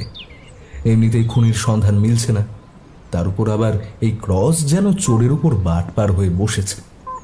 হঠাৎ দরজা খুলে রুদ্র আমার সামনে এসে বলল, বৃশ্চিক, ব্যাপারটা একবার ভেবে দেখো। আমি তার এমন আচমকা হামলায় বেশ অবাক। কি ভেবে দেখব কে জানে। সে আমার কোনো কথা না শুনেই বলতে লাগলো, সুভাষ রড্রিগেজ, যার নামে বেশ কিছু পুলিশি মামলা আছে, খারাপ সঙ্গ আছে, তাকে চার্চের একজন মানুষ সাহায্য করছে, কিন্তু কেন? কি লাভ তার আদতে? আমার অনুমান সেদিন পেটে অমন আঘাত পেয়ে ছেলেটা সাহায্য পেতেই এসেছিল, হয়তো কিছু টাকা কিংবা ওষুধপত্র। কিন্তু সামনে সিস্টার মেরি এবং ফাদার উইলিয়ামকে দেখে সে কিছু বলতে পারেনি। তাকে দিয়ে যে কোনো খারাপ কাজ করানো যেতে পারে, এবং এদের মধ্যে কেউ একজন সুভাষকে দিয়ে খারাপ কাজ করাতে চেয়েছিলেন। সে যে কতদূর সফল সেটা আমরা জানি না, কারণ চার্চে সকলেই এখনো উপস্থিত রয়েছেন, কেউ পালিয়ে যাননি। এখানে যারা যারা চার্চে ছিলেন তাদের মধ্যে একমাত্র ফাদার গোমেজ বিশ্বাস করেন গুপ্তধনে। এক্ষেত্রে তার রীতিমতো দৃঢ় বিশ্বাস আছে। বাকিরা কেউ কেউ অর্ধবিশ্বাসী, আর কেউ কেউ এ ব্যাপারে নাস্তিক। গুপ্তধন সেখানে আদৌ আছে কি নেই সেটা অতটা গুরুত্বপূর্ণ নয়। সেখানে গুরুত্বপূর্ণ হলো আদৌ কেউ গুপ্তধন আবিষ্কারে মত্ত ছিল কিনা। এমনটা যদিও হয়, ফাদার মার্টিনের কাছেই সাহায্যের জন্য আসতো সুভাষ। ফাদার হয়তো তাকে বিভিন্ন রকমের সাহায্য করত, এবং তিনি হয়তো সুভাষকে বলেছিলেন এই গুপ্তধনের সন্ধান করতে। হয়তো সুভাষ শেষমেশ কোনো না কোনো উত্তর এনে দিয়েছিল, এবং সেই সময় ওদের দুজনকে কেউ খুন করে গুপ্তধনের হদিস জেনে নেয়। কিন্তু সেক্ষেত্রে ফাদার মার্টিনের রজারি ক্রস অত দূরে যাবে কি করে? খুনি আমাদের ভ্রান্ত করার জন্য কেবল ওই জিনিসটাকে নিয়ে গেছে, এমনটা মানতে আমি গড়রাজি। আমি শুনছিলাম রুদ্র নিজেই বিশ্লেষণ বের করে তাকেই নাকচ করে দিচ্ছিল নিজে থেকেই। আমার আর কোনো কথা বলারই জায়গা ছিল না। সে একটু থামলেই আমি বললাম, তুমি রোজারি ক্রস পেয়েছ বেঞ্চির তলায়, এমনটা তো হতেই পারে খুনির সঙ্গে ধস্তাধস্তির জেরে সেই ক্রস ওখানে অবধি চলে গেছে। হতেই পারে, কারণ এখনো পোস্টমর্টেম রিপোর্ট আসেনি আর বডি আমরা দেখিনি। কিন্তু অতটা দূরে যাওয়ার কারণ শুধু এটাই। তোমার কাছে এর চেয়ে সঠিক সলিউশন আছে? তাই বলি এরকম একটা বালখিল্য মার্কা যুক্তিকে গ্রাহ্য করব? দোষ বলে বিছানায় গিয়ে শুয়ে পড়ল রুদ্র। উপুর হয়ে শুয়ে বালিশটাকে জড়িয়ে বিড়বিড় করতে লাগলো। এত আস্তে বলছে যেন মনে মনেই বলছে, কিন্তু মুখ থেকে শব্দও বের হচ্ছে। আমি আর আজ এই নিয়ে ভাবতে নারাজ। আপাতত রাতের খাওয়া দাওয়া সেরে ঘুম দিতে পারলেই আমার শান্তি হয়। পরদিন সকাল। গির্জা হত্যাকাণ্ডের পর 2 দিন পেরিয়ে গেছে। পুলিশের কাছে এর কোনো সদুত্তর নেই, বরং খবরের কাগজে পুলিশের ব্যর্থতা নিয়ে বেশ খানিক লেখালেখি হয়েছে। একটি কাগজ তো আবার সরাসরি অপদার্থ পুলিশ প্রশাসন বলে ফেলেছে। রুদ্র সেগুলো পড়ে একটু ক্ষেপেই আছে। গরম গরম চা খেয়ে গরম গরম কথা বলল বেশ কয়েকটা। আমার মনে হলো এখন একনায়ক তন্ত্র পেলে রুদ্রপ্রিয় হিটলার হতে দুবার ভাববে না। সমস্ত খবরের কাগজের উপর চড়ে বসবে সে। এমন সময় ঘরের বাইরে একজনের আওয়াজ পেলাম, একজন মহিলার আওয়াজ। অল্প বয়স, বেশ মিষ্টি গলার স্বর। মৌমিতা এসেছে। কি হলো, খারাপ সময় এসে ডিস্টার্ব করে ফেললাম বুঝি? রুদ্র অপ্রস্তুতে পড়ে গেল। আমতা আমতা করে বলল, না না, সময়ের আবার ভালো খারাপ। আপনারা বসুন, আমি দেখছি, আমি একটু চা নিয়ে আসছি। না না, আপনাকে যেতে হবে না। যতই কাজকর্ম করি মেয়ে মানুষই তো, আমি আপনাদের জন্যে করে নিয়ে আসছি। হ্যাঁ, তবে আপনাকে দেখে বেশ চিন্তিত লাগছে রুদ্রপ্রিয় বাবু। আমি বললাম, হ্যাঁ, এই রিসেন্ট কেস নিয়ে একটু চিন্তা আছে রুদ্র। যা অদ্ভুত রে খুন। যাই হোক মমতা, তুমি বরং একটু আদা দিয়ে চা নিয়ে আসো তো। এই কথা বলা মাত্র রুদ্র আমার দিকে তাকালো। আমি বুঝলাম সর্বনাশ, কি ভুলটাই না করে ফেলেছি আমি। মৌমিতার সঙ্গে সঙ্গে সেখান থেকে পালিয়ে গেল এক প্রকার। রুদ্র এখন একটু অন্যরকম রয়েছে, না হলে খপ করে ধরে ফেলতো আমাকে। কেন ধরতো? যদি বুঝে থাকেন তাহলে ভালো, না হলে আপাতত সেই নিয়ে কালি ঝরানোর ইচ্ছে আমার নেই। রুদ্র চোখ বুজে বিড়বিড় করতে থাকলো কেসের বিবরণ। এমন সময় বেজে উঠল আমাদের টেলিফোন। তড়াক করে উঠেই কানে রিসিভার নিয়ে বলল, হ্যালো। ও তাই নাকি? তার মানে এখনই কিছু বলতে পারছি না, তবে এটা কিছু একটাকে নির্দেশ করে বটে। আমি একটু ভাবতে দিন। আপাতত আর কোনো খবরই গির্জার কাউকে দিতে হবে না। আমি আবার আপনাকে ফোন করবো, কেমন? বেশ বেশ। বলে ফোনটা রেখে দিল। আমি জিজ্ঞেস করলাম, কি হলো, খবর এলো কিছু? খবর তো এসেছে বৃশ্চিক, এবং সেটা আপাতত খানিকটা চিন্তার মেঘ কাটাতে পারে বই কি। বলে ফেলো শুনি। ময়নাতদন্ত বলছে সুভাষ নয়, বরং ফাদার মার্টিনের শরীরে ধস্তাধস্তির চিহ্ন পাওয়া গেছে। এর অর্থ কি দাঁড়ায় বন্ধু? এর অর্থ কি দাঁড়ায়? এর অর্থ দাঁড়ায় আমার প্রথম অনুমান সঠিক। সুভাষকে আগে এবং ফাদার মার্টিনকে পরে খুন করা হয়। ফাদারের শরীর থেকে ওই রজারি ক্রস কেড়ে নেওয়া হয়, যাতে ফাদার বাধা দিয়েছিলেন অবশ্যই, কিন্তু দৈহিক ক্ষমতায় পেরে ওঠেননি উনি। তারপর সেই ক্রস ছুঁড়ে ফেলে দেওয়া হয় আর মেরে ফেলা হয় ফাদার মার্টিনকে। কিন্তু কেন, কোন অপরাধে? সুভাষকে মারা হয় খুব স্বাভাবিকভাবেই, কিন্তু ফাদারকে মারার সময় খুনি এতটা ব্রুটাল কেন হয়ে উঠল? তার মানে ফাদার মার্টিনের সম্পর্কে কোটি কোটি ভালো খবর যা আমরা শুনে এসেছি, তার আড়ালে কিছু খারাপ ব্যাপার আছে। খুব খুশি হব যদি এতে গুপ্তধনের যোগাযোগ থাকে, বুঝলে? এখন কাজ আছে, তুমি এখানে থাকো, আমি আসছি। আরে না না, এইভাবে আমায় বঞ্চিত করো না কেসের শেষ ভাগে। ভেতরে মৌমিতা আছে, এই সময় একটু পাশাপাশি থাকো, তাহলে তোমাদের রহস্যটা গভীর হবে। আমি লাগলে তোমায় ডেকে নেব। অগত্যা আমি বসে রইলাম একলা একলা। না, একেবারে একলা আমি নই। ছুটে গেলাম রান্নাঘরে। মৌমিতা 2টি বিস্কুট সহযোগে 3 কাপ চা সাজাচ্ছিল, কিন্তু আমি তাকে বারণ করলাম। না, আমার বিশেষ সমস্যা নেই 2 কাপ চা একসঙ্গে খেয়ে নিতে। মৌমিতা নিচু গলায় বলল, তোমার বন্ধু বুঝি এভাবেই হুটহাট করে বেরিয়ে যায়? আমি হেসে বললাম, আসলে ক্রাইমের ডাক্তার তো, কখন ইমার্জেন্সি আসে কে জানে। মৌমিতা আরো ঘন্টাখানেক ছিল। আমি ওকে আমার পরবর্তী উপন্যাসের খসড়া পড়ে শোনাচ্ছিলাম। ও বেশ আনন্দ পেল শুনে। তারপর ও খালি গলায় এত অপূর্ব গাইল, সত্যি বলতে আমি চমকে গেছিলাম ওর গান শুনে। জিজ্ঞেস করলাম, রেডিওতে গাইতে পারো তো, গাও না কেন? ও হালকা হেসে বলল, এই জিনিসটাকে বড্ড ভালোবাসি, এর থেকে টাকা পয়সা উপার্জন করা ভাল লাগে না। নিজেও গান বাঁধি মাঝে মাঝে, সেগুলো নিজেই গাই। আমার মনে হয় সবারই না নিজের একটা গান থাকা প্রয়োজন, বুঝলে? আনন্দে, দুঃখে কিংবা অবসরে সেই গানটা গেয়ে নিজস্বতা উপভোগ করা যায়। আমি বুঝলাম খুবই গুণবতী একজনকে জীবনের এত বছরের খরার পর পেয়েছি জলপ্রপাতের মতো। এর সীমাহীন জলোচ্ছ্বাসে প্লাবিত হওয়ার তুমুল বাসনা বৃদ্ধি পাচ্ছে ক্রমশ। যাই হোক, ওকে বিদায় দেওয়ার পর ঘরটা ভীষণ শূন্য লাগলো। লেখালেখি এভাবে হয় না, যখন তখন চাইলাম আর হলো, সেভাবে হয় না একেবারেই। ওদিকে আমার মন পড়ে রয়েছে রুদ্রর কেসে। এতক্ষণ তাও একটু অন্যদিকে মন গেছিল, কিন্তু এখন বড্ড ছটফট করছি। রুদ্র এলো দুপুর 3টে নাগাদ। এসেই রাক্ষসের মতো খাবার খেলো। ওর মুখটা বেশ হাসি হাসি। আমি বললাম, সব কেস মিটে গেল নাকি হে? না না, এবারে কেসটা আবার শুরু থেকে ভাবছি। মানে মানে মানে বড্ড অলস হয়ে গেছি আমি। ফিল্ড ওয়ার্কে একেবারে যাইনি, এবার সেটাই করব। তবে একটা সংবাদ দিয়ে রাখি, রিপন ছেলেটির ব্যাপারে বেশ কিছু সন্দেহজনক খবর পাওয়া গেছে। কি সন্দেহজনক খবর? রিপনকে বেশ কয়েকবার সুভাষ রড্রিগেজের সঙ্গে দেখা গেছে। ওরে বাবা, ও কি করছিল সুভাষের সাথে?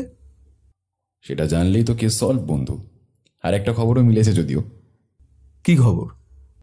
আমরা ফাদার মার্টিনের সঙ্গে সুভাষের একটা যোগাযোগ পেয়েছি। না, সরাসরি যোগাযোগ নয়, তবে আছে একটা।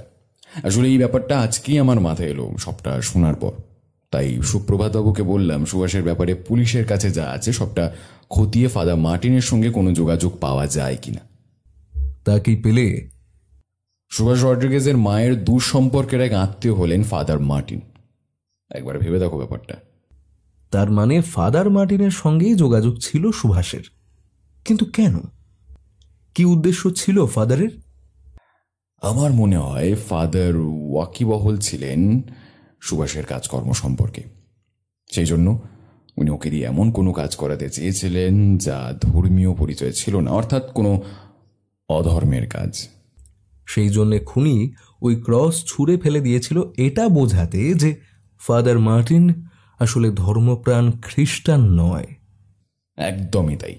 আজকে সন্ধ্যাবেলা আমরা সুভাষের পাড়ায় যাব, আমি, তুমি আর সুপ্রভাত বাবুর দলবল। তাই খাওয়া দাওয়া সেরে ছোট্ট একটা ঘুম দিয়ে নিতে পারো। তুমি না দিলেও অন্তত আমি তো দেবই।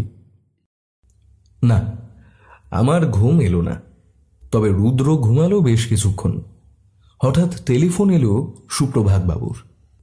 ভদ্রলোক বেরোনোর জন্য তৈরি হয়ে নিতে বললেন। আমি রুদ্রকে ডেকে দিতেই সে আর আমি বেরিয়ে পড়লাম অভিযানে। বাড়ির বাইরেই দাঁড়িয়েছিল সুপ্রভাত বাবুর গাড়ি।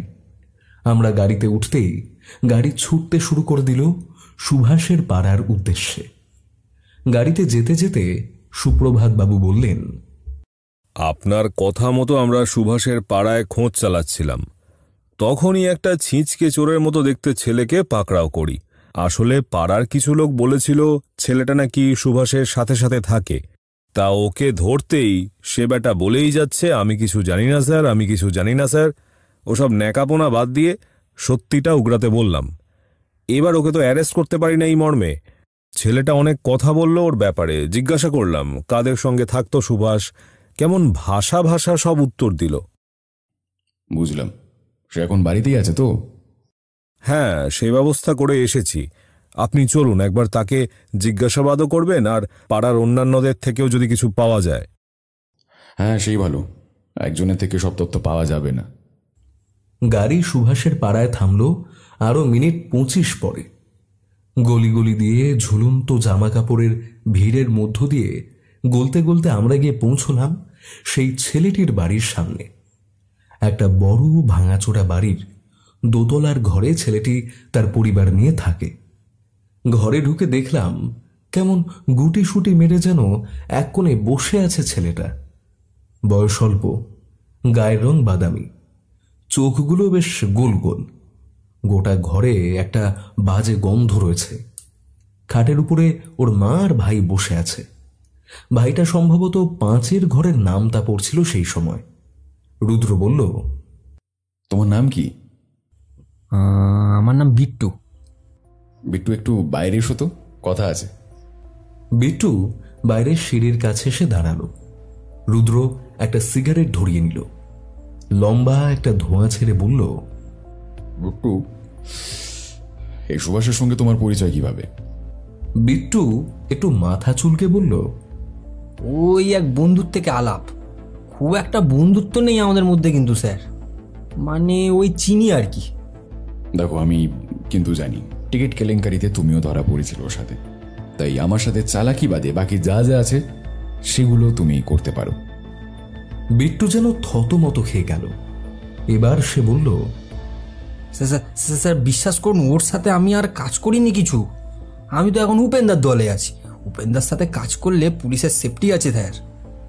বাহ, তোমার প্রমোশন হয়েছে শুনে আমিও আপ্লুত, কিন্তু আমার এটুকু বলো, সুভাষ ইদানিং কার সাথে কাজ করতো?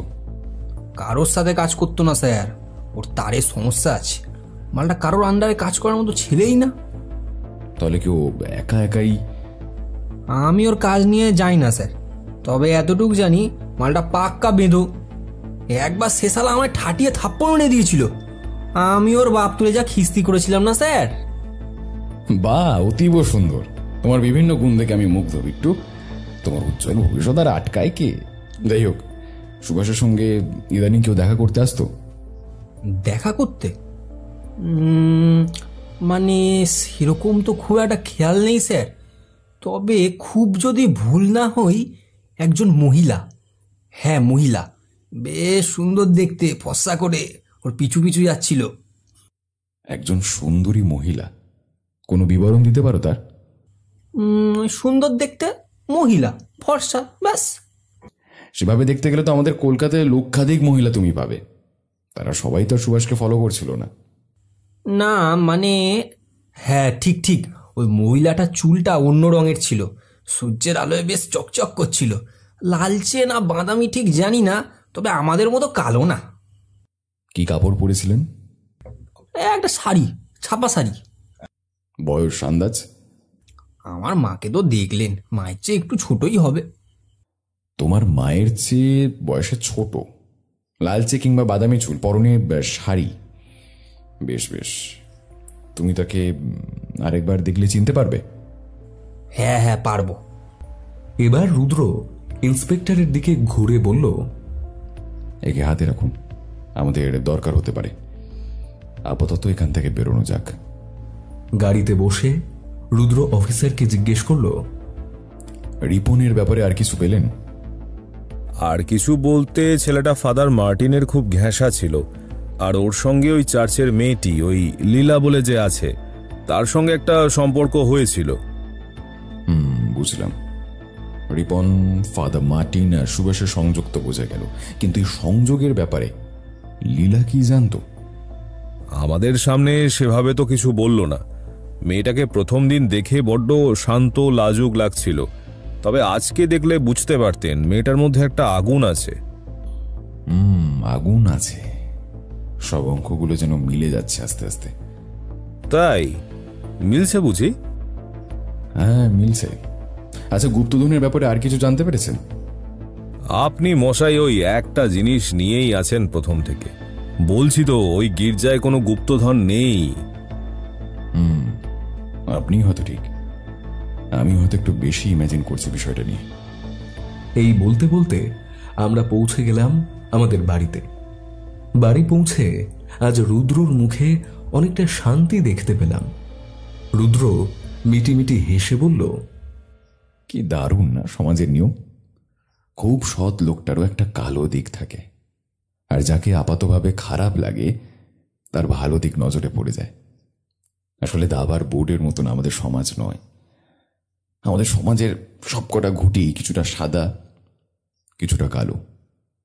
আসলে আমরা সবাই ধূসর বা গ্রে। পরদিন সকাল, ঢং ঢং করে ঘন্টা বাজিয়ে এলো রিপন। এটা নাকি ওদের চার্চের প্রথা। আমরা সকলে এখন উপস্থিত হয়েছি আমাদের রহস্যময় নাটকের মঞ্চ সেন্ট মেরি গির্জার ভিতরে। বাইরে পুলিশের দলও রয়েছে বটে। বেঞ্চিতে বসে রয়েছে গির্জার সমস্ত সদস্যরা। রুদ্র সকলকে নমস্কার জানিয়ে বলল, নমস্কার। আমাকে আপনারা সকলেই চিনে ফেলেছেন আশা করি। আপনাদের সকলের পরম প্রিয় ফাদার মার্টিনের এবং সুভাষ রড্রিগেজের মৃত্যুর তদন্তের ভার আমার এবং পুলিশ বাহিনীর ওপর ছিল। গত কয়েকদিন বিভিন্ন রকম তদন্তের মাধ্যমে আমরা বেশ কিছু তথ্য পেয়েছি, যেগুলোকে ভিত্তি করে আমরা খুনিকে অনুসন্ধান করতে পেরেছি। দেখলাম বেঞ্চিতে বসে থাকা সকলের মুখে যেন উচ্ছ্বাস ছড়িয়ে পড়ল। আমি সকলের ফেসিয়াল এক্সপ্রেশন স্টাডি করতে লাগলাম। রুদ্র আবার বলতে আরম্ভ করল, আপনাদের সকলের কাছে ফাদার মার্টিন একজন সৎ ধর্মপ্রাণ খ্রিস্টান, যিনি সকলকে আগলে রেখেছেন বছরের পর বছর। এক একজনের সঙ্গে ফাদারের এক এক রকমের ব্যবহার করে থাকলেও মোটামুটি গড়পড়তা সকলের কাছেই তিনি ভালো মানুষ। এবার আসি সুভাষ রড্রিগেজের কথায়। এই সুভাষ জীবদ্দশায় দুবার জেল খেটেছিল, একবার ড্রাগ বিক্রি আর একবার ব্ল্যাক টিকিট বিক্রি করতে গিয়ে। এই দুটি ভিন্ন মেরুতে অবস্থিত মানুষকে গির্জার মতন এমন পবিত্র স্থানে কেন একসঙ্গে খুন হতে হলো, এই প্রশ্ন আমায় বড্ড ভাবাচ্ছিল। আপনারা যেটা জানেন না, সেরকম একটা কানেকশন আমরা পেয়েছি ফাদার মার্টিন এবং সুভাষের মধ্যে।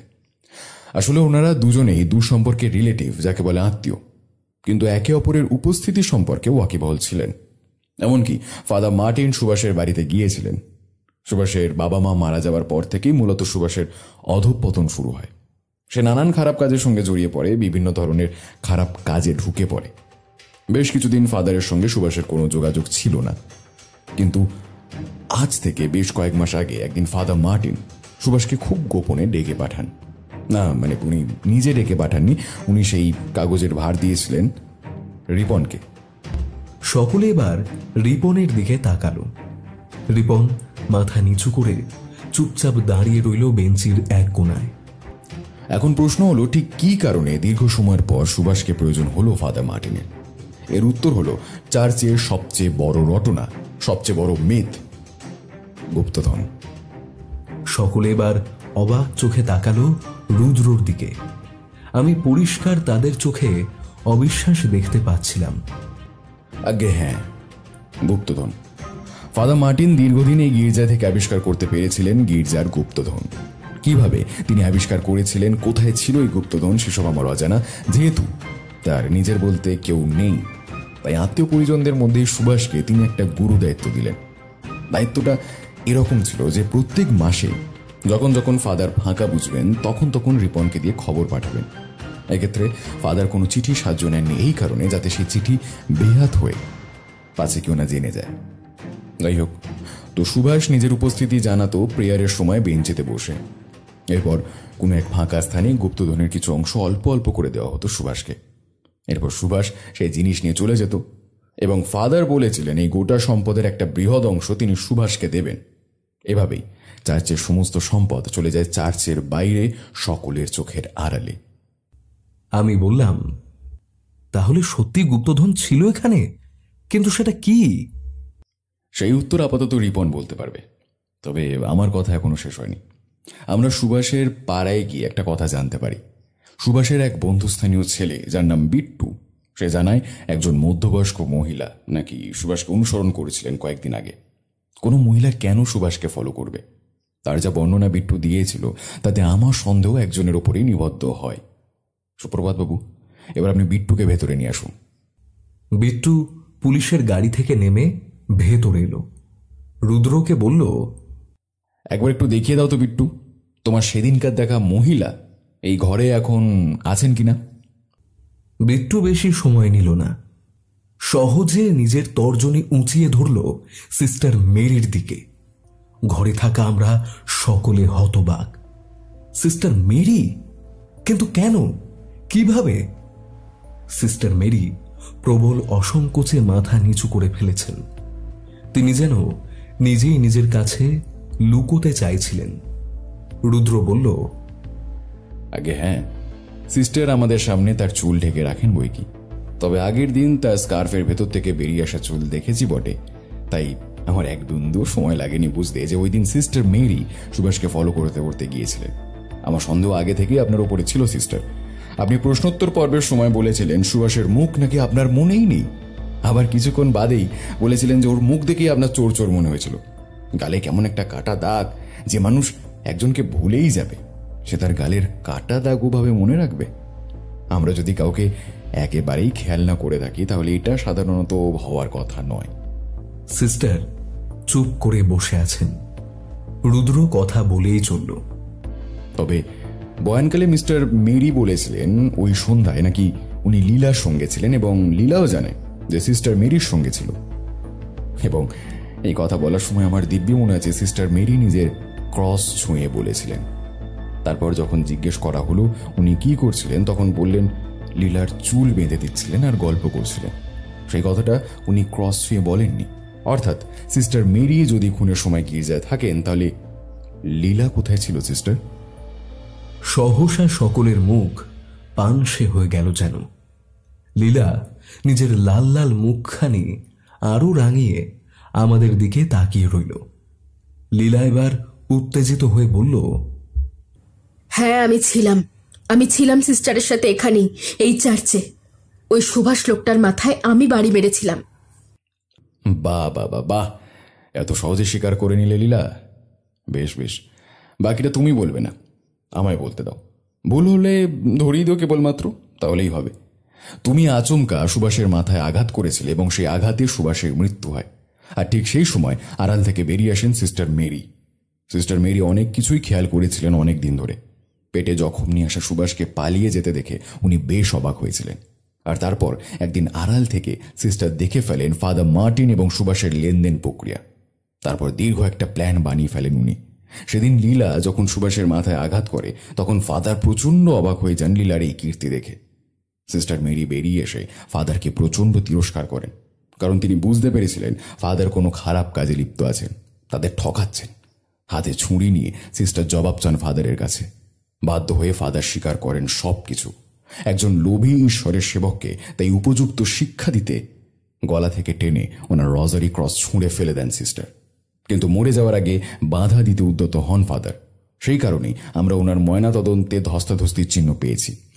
লীলা হয়তো ওনাকে যথেচ্ছভাবে চেপে ধরে এবং সিস্টার তার গলায় চালিয়ে দেন ছুরি। কি তাই তো? সিস্টার মেরি দূরে দাঁড়িয়ে মাথা নাড়তে থাকেন। এবার ফাদার গোমেজ বলে ওঠেন, কিন্তু সিস্টার মেরি তো দরজা ভেঙেছিলেন সবাইকে নিয়ে। উনি নিজেই তো আমাদের সাথে বাইরে দাঁড়িয়ে চিৎকার করছিলেন। কিন্তু লীলা কি ছিল আপনাদের সাথে? ছিল কি? ফাদার গোমেজ ভাবতে বসলেন। রুদ্র বলল, এখানেও খুব বুদ্ধি করে কাজটা করা হয়েছে। বেশ কিছু সময় নিয়েছিলেন সিস্টার মেরি নিজেকে শান্ত করার জন্য। লীলা ভেতরে আধ ঘন্টা বসে থাকে দুটো মৃতদেহ নিয়ে। আমি নিশ্চিত সে নিজেও ভয়ে কাঁপছিল। সিস্টার যখন আধ ঘন্টা বাদে সকলকে নিয়ে ঢোকেন চার্চের ভেতর, তখন লীলা আড়াল থেকে বেরিয়ে এসে সেই ভিড়ের মধ্যে ঢুকে যায়। ফলে সকলের মনে হয় লীলা তাদের সঙ্গেই একসাথে চার্চে প্রবেশ করেছিল। এবং এখানে একটা বিষয় আমি বলে রাখি, আমার মনে হয় রিপন বুঝতে পেরেছিল ফাদারের মৃত্যুর পেছনে লীলার হাত রয়েছে। সে বারবার আমাকে এড়িয়ে যেতে চেয়েছিল। রিপন বুঝতে পেরে যায় লীলা বাকি সকলের মতো বাইরে থেকে আসেনি, কারণ বাকি সকলের চুল ছিল ভেজা। পুরো ভেজা না থাকলেও অল্প একটু ভেজা সকলেই ছিল। সেখানে শুকনো খটখটে প্রেমিকাকে দেখে রিপন সহজেই ধরতে পেরে যায় এর পেছনে কিছু গন্ডগোল আছে। কিন্তু নিহাত ভালোবাসার খাতিরে সে মুখ খোলেনি। লীলা আর সিস্টার মেরি একে অপরকে ধরে দাঁড়িয়ে রয়েছে। গোটা চার্চের সকলেই ওদের দুজনের দিকে এক দৃষ্টে তাকিয়ে রয়েছেন। সুপ্রভাত বাবু বললেন, তাহলে এখন সেই গুপ্তধন কোথায় আছে? হয়তো সেই গুপ্তধন আবার গুপ্তই হয়ে গেছে, কারণ সুভাষ নিশ্চয় সেগুলো তার বাড়িতে খাটের তলায় রাখবে না। কি রিপন? তুমি কি কিছু জানো? রিপন হালকা মাথা নেড়ে বলল, আমি শুধু সুভাষদাকে খবর দিতে যেতাম, আর কিছু জানি না।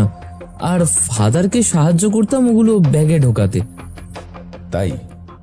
তাহলে তো তুমি দেখোছো গুপ্তধন, কি কি ছিল ওর মধ্যে? সেসব তো আমি বুঝিনি স্যার, তবে অনেক দামি দামি মণিমুক্ত ছিল। ফাদার বলেছিলেন এইসব থেকে একটা ভাগ আমায় দেবেন। আমিও পরিবারের জন্য, লীলার জন্য সেসব কাজ করতেও রাজি হয়ে গেছিলাম। লীলা কটমট করে তাকিয়ে রইল রিপনের দিকে। ধর্মপ্রাণ সিস্টার মেরির অগ্নিদৃষ্টি দংশন করল রিপনকে। রুদ্র বলল, আমার মনে হয় না সিস্টার মেরি খুঁজে পেয়েছিলেন গুপ্তধনের হদিশ সুভাষকে পিছু করতে করতে। আর আপনার এই সবটাই জানতে পেরেছেন রিপনের পেট থেকে, তাই না? সিস্টার মেরি নিচু গলায় বললেন, হ্যাঁ ডিটেকটিভ, তবে একটা বিষয় নিশ্চিত থাকতে পারেন, আমি যদি সেই গুপ্তধনের হদিশ পেয়েও থাকি, তাহলে কেউ কোনো দিন আমার পেট থেকে সে কথা বের করতে পারবে না। ওই জিনিস পাপী, ওই জিনিস একজন সৎ নির্লোভ মানুষকে লোভী বানিয়ে দিয়েছিল। ফাদার দিনের পর দিন আমাদেরকে মিথ্যে বলেছিলেন ওই পাপী জিনিসটার জন্য। ফাদার ক্রাইস্টকে অস্বীকার না করলেও হোলি গড ফাদার মার্টিনকে অস্বীকার করেছেন। সে কথা সকলে যেন জানে, সকলে যেন জানে। অফিসার, আপনি আপনার কাজ করুন, এবার আমি তাহলে বিদায় নিই। উফ, কি অদ্ভুত রে ব্যাপার। এই গুপ্তধনটাই যে আসলে সমস্ত গোলমালের কারণ, সেটা তো তোমরা কেউ বিশ্বাসই করছিলে না, কিন্তু আমি জানতাম ওইটা না হলে গির্জায় এরকম একটা বেয়াদব ঘটনা কখনোই ঘটা সম্ভব নয়। সমস্ত কাজকর্ম মিটলে পরে আমি আর রুদ্র বসেছিলাম পুলিশের গাড়িতে। আমি ওকে বললাম, সবটাই তো বুঝলাম, কিন্তু সেদিন রাতে সুভাষ কেন এসেছিল ঝড় বৃষ্টির মধ্যে? আরে এটা বুঝলে না, সাবধান করতে এসেছিল, কারণ সেও বুঝে গিয়েছিল তাকে কেউ একটা ফলো করছে। যাকে এই কেস শেষ হলে একটু নিঃশ্বাস নেব হার্ট ফুলিয়ে। যা ঝক্কি গেল। আমেন। আমি ওর দেখা দেখি বললাম, আমেন। যাই হোক, শেষ পর্যন্ত দুজন ধরা পড়ল। তবে একটা বিষয় আমরা বড় জোর বেঁচে গেছি, হয়তো সেটা স্বয়ং যিশুর করুণা। সুভাষের মাথায় আঘাত করা সেই ব্লান্ট অবজেক্ট এবং ফাদার মার্টিনের গলায় চালানো সেই ছুরি, এই দুটো জিনিসই আমরা কেউ খুঁজে পাইনি। যদি লীলা এবং সিস্টার মেরি নিজেদের অপরাধ কবুল না করতেন, তবে এই যাত্রায় হয়তো আমাদের পরাজিত হতে হতো। শুনছিলেন গির্জার গুপ্তধন। গল্পটি কেমন লাগলো অবশ্যই আমাদের কমেন্ট করে জানাতে ভুলবেন না, এবং ভালো লাগলে অবশ্যই লাইক, শেয়ার ও সাবস্ক্রাইব করতে ভুলবেন না। দেখা হচ্ছে আগামী আরেকটি কাহিনীতে। ততক্ষণ ভালো থাকুন, সুস্থ থাকুন এবং সাবধানে থাকুন। ধন্যবাদ।